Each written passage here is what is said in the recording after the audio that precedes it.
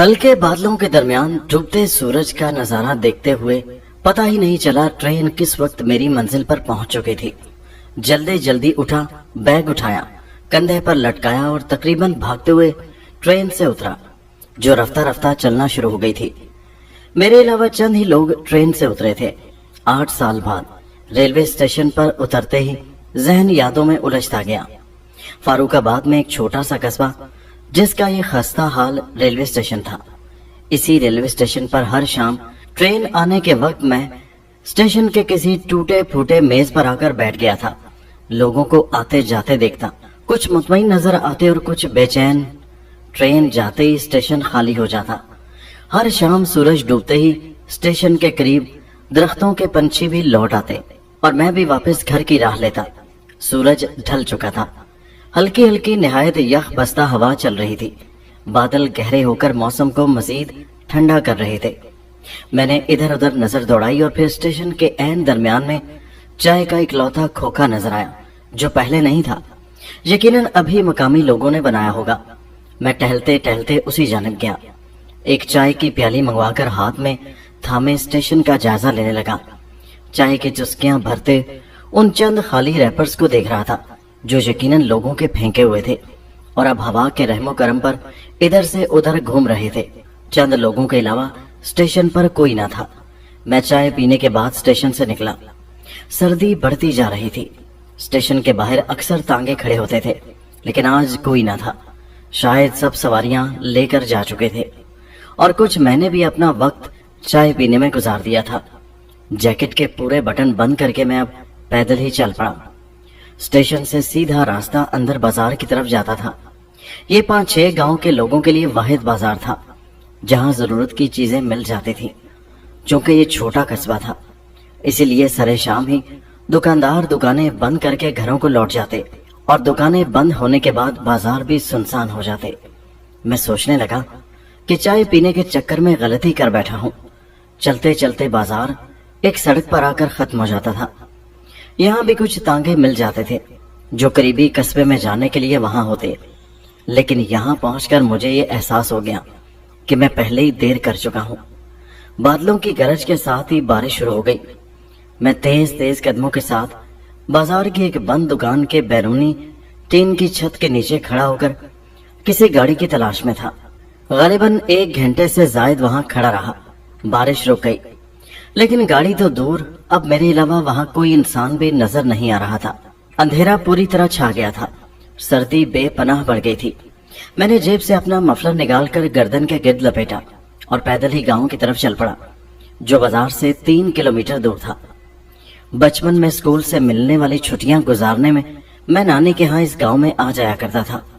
نانی کا گھر گاؤں کے آخری کونے پر تھا، جس کے دونوں جانب دروازے تھے۔ ایک گاؤں کی جانب جاتا تھا اور دوسری جانب سڑک تھی جو ایک طرف دوسرے قصبوں تک اور اسی بازار تک جاتی تھی جس سے میں پیدل آ رہا تھا۔ میرا نام علی محمد ہے۔ میں ایک دوسرے ملک میں ایک نجی کمپنی میں سیلز مین کی نوکری کرتا تھا۔ والد پہلے سے وہاں موجود تھے، جنہوں نے ایک ایک کر کے ساری فیملی کو وہیں بلا لیا تھا۔ ہماری نانی کا انتقال ہو چکا تھا۔ اب گاؤں میں صرف نانا، 3 ماموں اور ان کی بیویاں تھیں۔ گاؤں میں ایک میلہ لگا کرتا تھا۔ میں اسی میلے کو دیکھنے آیا تھا۔ جہاز وقت سے 2 گھنٹے دیر سے لاہور ایئرپورٹ پہنچا۔ میں وہیں سے ریلوے اسٹیشن گیا اور لاہور سے نکلنے والی وہ آخری ٹرین تھی جس سے میں آیا تھا۔ گاؤں کے اس میلے کی انتظامیہ میرے نانا اور ماموں تھے۔ اس میلے میں پورا گاؤں شرکت کرتا۔ میں بچپن میں دیکھا کرتا تھا رنگ برنگی برف والی کلفیاں، لکڑی کی بندوق، مٹی کے لڈو، کاغذ کی کشتیاں۔ یہ سب میں پھر سے دیکھنا چاہتا تھا۔ اپنے گاؤں، اپنے بچپن کو یاد کرنے کی ایک تڑپ تھی۔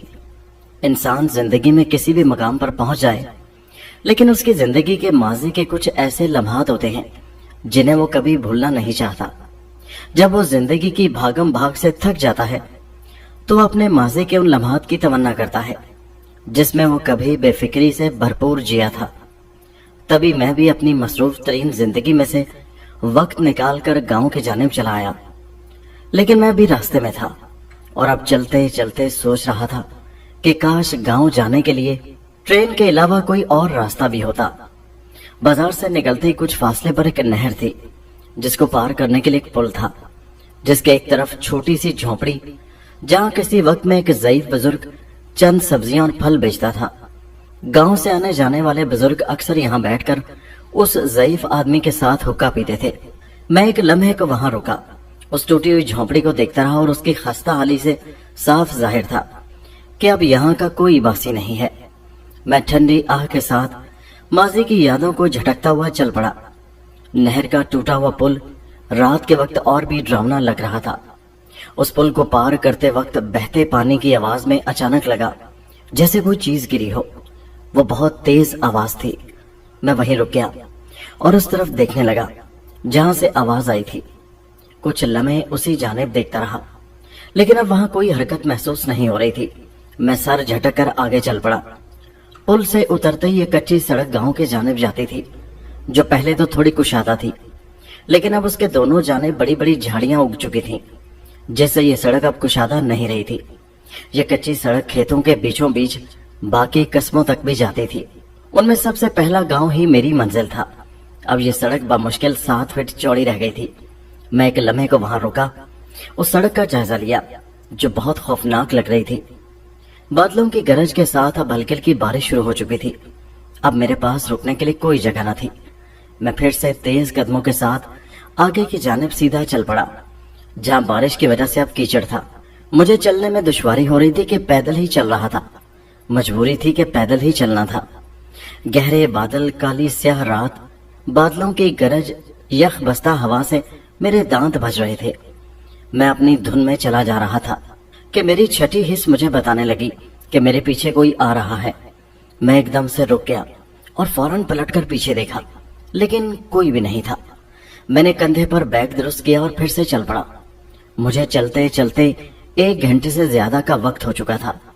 बारिश अब थम चुकी थी। बादल आहिस्ता आहिस्ता साफ हो रहे थे। चांद भी उनके दरमियान अपनी जगह बना रहा था। चांद की रोशनी से अब रास्ता दिखाई तो दे रहा था, लेकिन निहायत खौफनाक लग रहा था। चलते चलते मुझे अब फिर महसूस हो रहा था कि मेरे पीछे कोई है। कीचड़ की वजह से वाज़ेह महसूस हो रहा था कि कोई मेरे पीछे आ रहा है। मैं खुद आगे चल रहा था, लेकिन मेरी कुव्वत समात मेरे पीछे आने वाली आवाज पर थी। मैं अब तेज तेज कदमों से चलने लगा। मैंने महसूस किया कि मेरे पीछे आने वाली आवाज में भी रफ्तार बढ़ गई है। अब मुझे यकीन हो चुका था कि मेरे पीछे कोई और भी है। मुझे अब खौफ महसूस होने लगा। मैंने फैसला कर लिया कि मैं अब देखूंगा कि पीछे कौन है। मैं वहीं रुक गया। मेरे साथ ही पीछे आने वाले कदमों की आवाज भी रुक गई। रात की गहरी खामोशी में दूर कहीं गीदड़ों के रोने की आवाजें आनी शुरू हो गई थीं। चांद अपने पूरे आबोताब से चमक रहा था। चांदनी हर सू फैली हुई थी। खौफ मुझ पर गालिब हो रहा था। पीछे देखने की हिम्मत नहीं हो रही थी। मैंने पीछे मुड़े बिना ही ऊंची आवाज में पूछा, कौन है? जवाब में मुझे यही सवाल सुनाई दिया, कौन है? मुझे सुनकर सुकून हुआ कि शायद कोई मेरी तरह इस रास्ते से आ रहा है। मैंने खौफ को जाहिल करते हुए खड़े खड़े गर्दन घुमाकर पीछे मुड़कर देखा तो सामने का मंजर देखकर मुझे अपना खून चलता हुआ महसूस होने लगा। मेरे रोंगटे खड़े हो गए थे। मेरी सांसें जहां थी वहीं रुक गईं। आंखें फटी की फटी रह गईं। वो मेरी ही तरह मुझे खड़े खड़े गर्दन घुमाकर देख रहा था। वो शख्स कोई दूसरा नहीं, मैं खुद ही था। हाँ, वो बिल्कुल मैं था। जिस अंदाज से मैं खड़ा था वो भी उसी अंदाज से खड़ा था। देखते ही देखते मेरे मुंह से चीख निकली। मैंने ऊंची आवाज में कलमा पढ़ा। ठीक उसी अंदाज में वो भी चीखा और कलमा उसने भी पढ़ा, जिसके फौरन बाद मैंने एक जानिब दौड़ना शुरू कर दिया। दौड़ते दौड़ते मैंने पीछे मुड़कर देखा तो मंजर मुझे मजीद खौफजदा कर रहा था। जिस अंदाज से मैं देख रहा था वो भी इसी अंदाज से मुझे देखते हुए मेरी मुखालिफ समत में भाग रहा था। मैं और भी तेजी से भागने लगा। इसी दौरान में मेरा बैग कहीं गिर गया, जिसे उठाने की मुझ में हिम्मत नहीं थी। काफी भागने के बाद जो मुड़कर पीछे देखा तो अब सन्नाटा छा चुका था। मैं थोड़ा थोड़ा रुक कर भाग रहा था क्योंकि बहुत थक चुका था। मेरा जहन माऊफ हो चुका था। इस तरह के वाकयात से मेरा कभी वास्ता नहीं पड़ा था। मैं अकेला ही था कि यही एहसास मुझे और खौफजदा कर रहा था। मैं बस कलमा पढ़े जा रहा था। जिंदगी में पहली बार इस तरह के हालात का सामना हुआ था। उखड़ी सांसों का तवाजुन बहाल करने के बाद मैंने अपने चारों तरफ नजरें दौड़ाई। मेरे चारों तरफ खौफनाक सन्नाटा था। میں بھاگتے ہوئے اپنا راستہ کو بیٹھا تھا، تبھی دور ایک روشنی کا جلوہ نظر آیا۔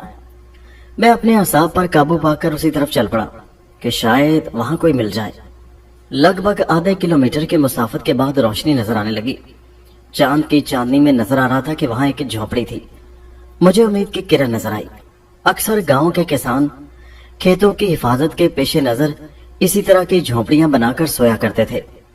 چلتے چلتے میں اس جھونپڑی کے دروازے پر سامنے آ کر رکا۔ لکڑی کا ٹوٹا ہوا دروازہ تھا۔ روشنی اس دروازے کے چھید سے آ رہی تھی، غالباً چراغ کی روشنی تھی۔ دروازے کے کچھ فاصلے پر ایک بڑا درخت تھا جس کے نیچے ایک ہاتھ سے چلانے والا نلکا لگا ہوا تھا۔ میں نے آگے بڑھ کر دروازے پر دستک دی اور آواز دی کہ کوئی ہے، مجھے مدد چاہیے، میں شہر سے آیا ہوں۔ میں نے یہ سب کچھ ایک ہی سانس میں کہہ ڈالا۔ میں نے کچھ دیر انتظار کیا لیکن آگے سے کوئی جواب نہ آیا۔ میں نے پریشانی کے عالم میں دروازہ اندر کی جانب دھکیلا تو وہ چوں چوں کی آواز کے ساتھ کھلتا چلا گیا۔ سامنے ایک پانی والا مٹی کا بنا مٹکا پڑا تھا جس کے اوپر ایک پیالہ اور اس کے ساتھ مٹی کے چبوترے پر چراغ جل رہا تھا۔ ان چیزوں کے علاوہ اندر کچھ نہیں تھا۔ اچانک چراغ بجھ گیا۔ چراغ بجھتے ہی اندھیرا چھا گیا۔ گدڑوں کے رونے کی آوازیں پھر سے آنے لگیں۔ رات کے سناٹے میں گدڑوں کے رونے کی آواز نومولود بچے کے رونے کی آواز جیسی تھی۔ میں گھبرا کر پیچھے کے جانب مڑا۔ جھونپڑی سے باہر نکلتے ہی سامنے دیکھ کر چونک گیا۔ کوئی سفید لباس میں لپٹا اسی جانب چلا آ رہا تھا۔ اس کے ہاتھ میں ایک لالٹین تھی جس میں جلنے والی آگ نہایت متم تھی۔ میں تیز تیز قدم اٹھاتے اس کی جانب چلنے لگا تاکہ خود اس تک جا کر مدد مانگ سکوں۔ میں جیسے ہی اس کے قریب پہنچا، اس کا چہرہ دیکھتے ہی میں چیخ پڑا۔ وہ سفید لباس کفن تھا اور کفن میں لپٹا ہوا وہ میرا ہی ہم شکل تھا۔ اسے دیکھتے ہی میرا دل رکنے لگا، بلکہ منہ سے آواز نہیں نکل رہی تھی۔ بمشکل میں اونچی آواز میں آیت الکرسی پڑھنے لگا جس کی صرف مجھے پہلی آیت ہی آتی تھی۔ وہ میرے سامنے کھڑا آیت الکرسی پڑھنے لگا۔ میں صرف پہلی آیت دہرا رہا تھا لیکن وہ مکمل آیت الکرسی پڑھ رہا تھا اور مجھ سے بھی باواز بلند پڑھ رہا تھا۔ میں سخت سردی میں بھی پسینے میں بھیگ چکا تھا۔ میں نے اونچی آواز میں کلمہ پڑھنا شروع کر دیا اور ایک جانب دوڑ لگا دی۔ خوف سے مجھے اپنے قدم بھی نہایت بھاری محسوس ہونے لگے۔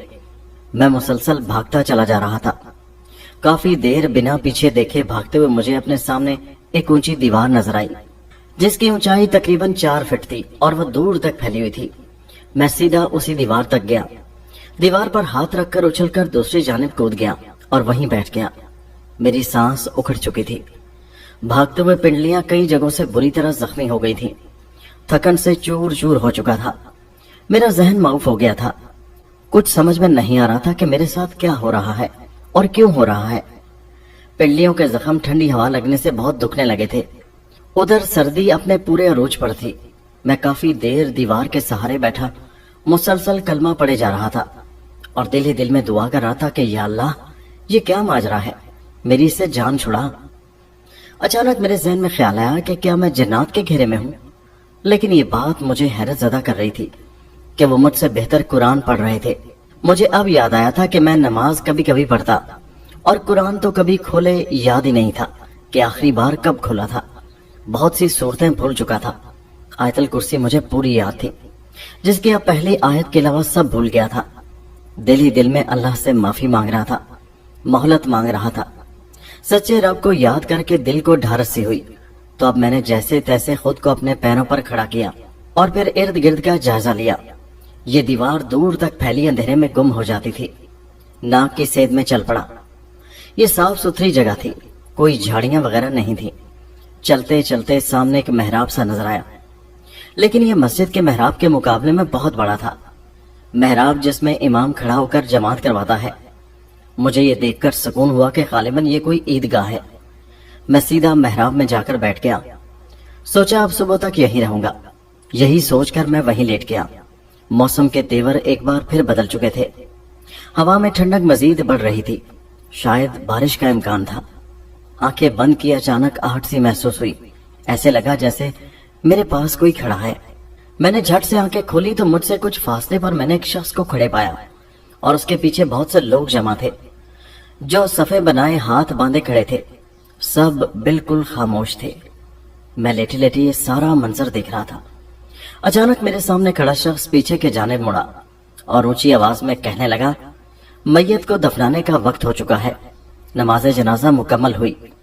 ये सुनते ही मैं डर के मारे यक लख्त वहां से उठा और बिना समत का तायुन किए भाग पड़ा। ये खुला मैदान था जिसके चारों तरफ 4 फीट की दीवार थी। भागते हुए ये ख्याल मुझे लर्जा रहा था कि वो जगह ईदगाह नहीं बल्कि जनाजा गाह थी और जिस जगह मैं लेटा था वो जगह मैयत रखने की जगह थी। मैं सीधा उसी दीवार के पास पहुंचा और एक बार फिर छलांग लगाकर दूसरी जानिब कूद गया और उठकर फिर भागने लगा। गहरे बादलों ने चांद की रोशनी को मांद कर दिया था। अंधेरा अब गहरा हो चुका था। मैं अंधाधुंध भागे जा रहा था। ये जगह नाहमवार थी। बहुत से ऊंचे नीचे मिट्टी के टेले से बने हुए थे जिन्हें मैं फलांगते हुए भागता चला जा रहा था। अचानक एक जनाटेदार थप्पड़ मेरी गाल पर पड़ा। मैं चकरा कर 2-3 कदम लड़खड़ाया और एक गहरी खाई में गिर गया। मैंने वहां से उठने की कोशिश की लेकिन मेरा जिस्म जगह जगह से जख्मी हो चुका था। मेरा पांव गिरने की वजह से शदीद जख्मी हो गया था। मैं दर्द से कराह रहा था। ये खाई काफी गहरी थी लेकिन बहुत तंग थी। मैं दर्द से कराहते हुए थक हार कर बैठ गया और खाई से निकलने के बारे में सोचने लगा। अचानक मेरे ऊपर कुछ गिरा। मैं हड़बड़ा कर ऊपर देखने लगा और ऊपर देखते ही ऊपर का सांस ऊपर रुक गया और नीचे का नीचे।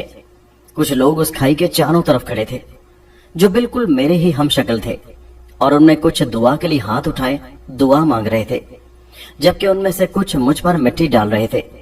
मुझे समझने में देर नहीं लगी कि जिनको मैं मिट्टी के टीले समझ रहा था वो कब्रें थीं और ये जगह कब्रिस्तान है और मैं खुद एक कब्र में मौजूद हूँ। मैंने ऊंची आवाज में चीखना शुरू कर दिया लेकिन अब सब दुआ छोड़कर मुझ पर मिट्टी डालने लगे। मैं मुसलसल चीख रहा था। अचानक वो रुक गए और एक जानिब चले गए। उनके जाते ही गहरी खामोशी में दूर कहीं अजान की आवाज मेरे कानों में पड़ी। खौफ से मुझे मेरी सांसें रुकती हुई महसूस हो रही थी जो अब अजान की आवाज सुनते ही बहाल होने लगी थी। मैं इस कदर खौफजदा था कि अब मैं कब्र के अंदर खुद अजान के अल्फाज बुलंद आवाज से दोहरा रहा था। अजान के मुकम्मल होते ही मैंने हिम्मत करके बाहर निकलने की कोशिश की और फिर उसमें कामयाब हुआ, लेकिन बाहर अभी भी अंधेरा था। ये गालिबन तहज्जुद की अजान थी। कब्रिस्तान की खामोशी और कब्रिस्तान का मंजर मुझे वहशतनाक लग रहा था। मैंने वहां से अजान की आवाज की समत का तयन किया और उसी जानिब दौड़ पड़ा। काफी देर के बाद मुझे सामने एक छोटा सा मीनार नजर आया। दिल में सोच रहा था, या खुदा ये मस्जिद ही हो। खुदा खुदा करके मैं उस मीनार के पास पहुंच गया और मेरा अंदाजा दुरुस्त निकला। वो एक छोटी सी मस्जिद थी जिसके कुछ फासले पर कुछ कच्चे घर बने हुए थे। मैंने सब नजरअंदाज करके मस्जिद के अंदर का रुख किया। एक गहरी नजर से मस्जिद के अंदरूनी हिस्से का जायजा लिया। मस्जिद के चारों कोनों में सिर्फ चिराग जल रहे थे। उन्हीं की रोशनी में देखा कि मस्जिद मिट्टी की बनी हुई है और अंदर मेरे अलावा कोई भी नहीं था।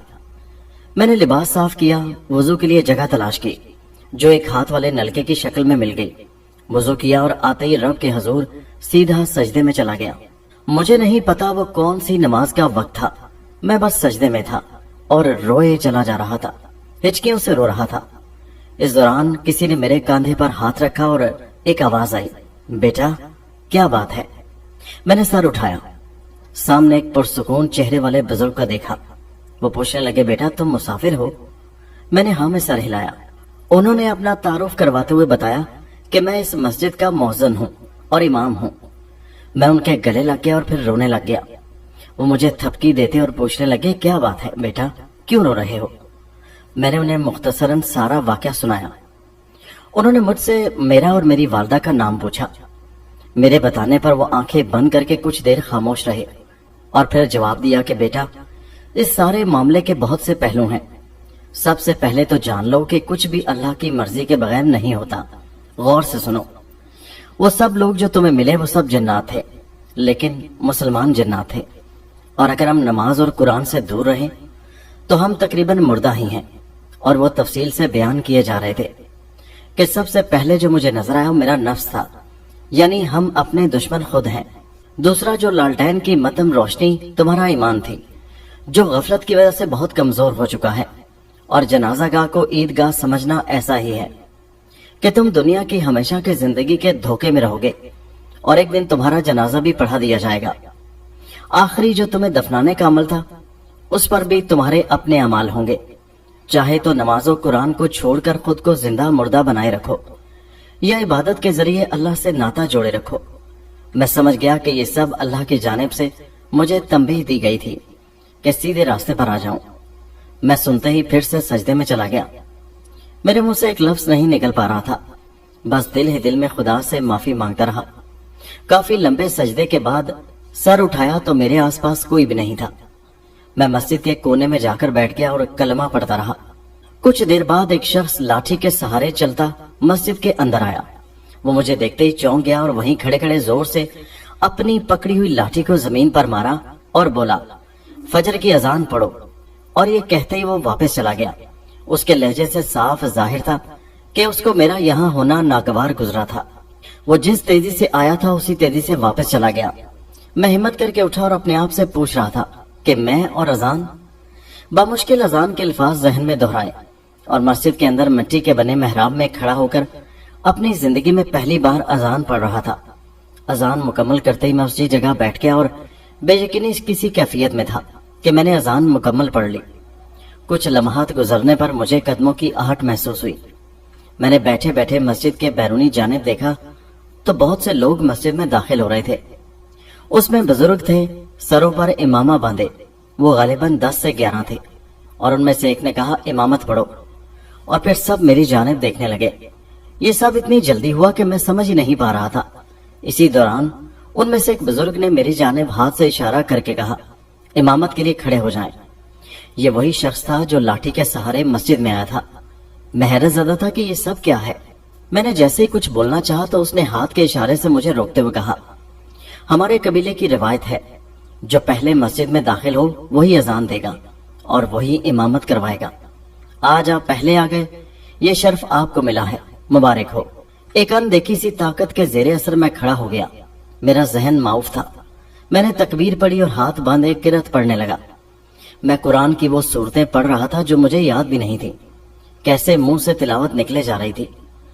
نماز مکمل کرتے ہی دائیں جانب سلام پھیرا. جیسے ہی بائیں جانب سلام پھیرا اندھیرا چھا گیا. سلام پھیرتے ہی چراغ بجھ گئے. میں فوراً پیچھے مڑا اور مڑتے ہی دیکھا پیچھے کوئی بھی نہیں تھا. میں شدید خوف سے کام کر رہ گیا. میرا دل ڈوبے جا رہا تھا. اسی دوران مجھ پر غنودگی طاری ہو گئی اور میں ایک جانب لڑک گیا. پھر پرندوں کے چہچہانے سے میری آنکھ کھلی. میں یک لخت اٹھ کھڑا ہوا. تیزی سے ارد گرد دیکھنے لگا. صبح ہو چکی تھی اور میں ایک درخت کے نیچے تھا. میرے آس پاس بے شمار درخت تھے. نظریں دہراتے دہراتے میری نظر ایک چیز پر جا کر رک گئی. وہ ایک ہاتھ سے چلانے والا نلکا تھا اور میں پہچان گیا. یہ وہی جگہ تھی جہاں کل رات میں نے وضو کیا تھا. لیکن اب یہاں نہ کوئی گھر تھا اور نہ کوئی مسجد. میں یہ سوچ کر کام کر رہ گیا کہ وہ سب کے سب جنات تھے جنہوں نے میرے ساتھ نماز پڑھی اور جنہوں نے نماز جنازہ پڑھائی اور جن لوگوں نے مجھ پر مٹی ڈالی وہ سب جنات تھے. ارد گرد دیکھنے سے مجھے یہ اندازہ ہو گیا کہ میں ایک باغ میں ہوں. دور ایک شخص کو جاتے ہوئے دیکھا تو اسی جانب بھاگتے ہوئے آوازیں دینے لگا اور اسے اپنی جانب متوجہ کیا. وہ میری آواز سن کر رک گیا. میں تیزی سے اس کے پاس پہنچا، سلام کیا اور اپنا تعارف کروائے بغیر سیدھا اپنے گاؤں کا نام بتا کر اس سے پتہ پوچھنے لگا. اس نے ایک نظر میرے حلیے پر ڈالی اور ہاتھ کے اشارے سے مجھے راستہ سمجھانے لگا. راستے کا تعین کرتے ہی میں تیزی سے اسی جانب چل پڑا. میں نہایت تیزی سے چلتے ہوئے اپنے دماغ میں سوچ رہا تھا کہ یہ آخر ہوا کیا میرے ساتھ. جواب میں ایک ہی بات میرے اندر گونج رہی تھی کہ جب وہ معاف کرنے پر آتا ہے تو بے نمازیوں سے بھی امامت کرواتا ہے.